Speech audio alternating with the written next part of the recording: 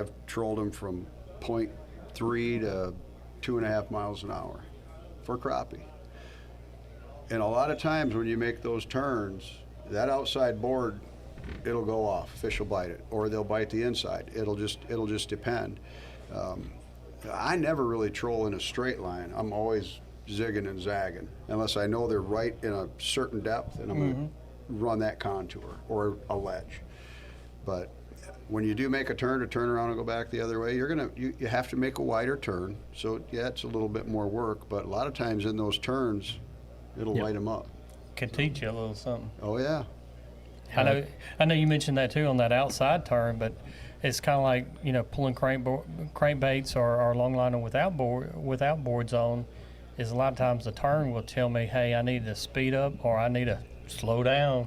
Yeah, or go deeper. Or go deeper. Yeah. We had that down at the Sorlipa Mall.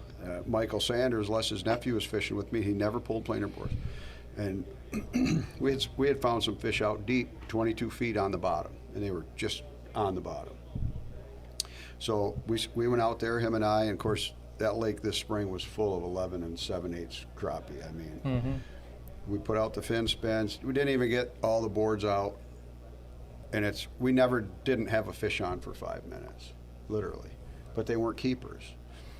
And at one point, Michael put one down too far and didn't say nothing, and I had made a turn. Well, it got bit, and it was like a 189, the fish. And I was like, man, that's a good one. He goes, yeah, I messed up. I put that down to 19 feet. I said, oh, really? We're going to put them all down to 19 no doubt. feet. Well, we did that and lit them up. And I mean, we brought in 30 fish in 2 hours that were just slabs.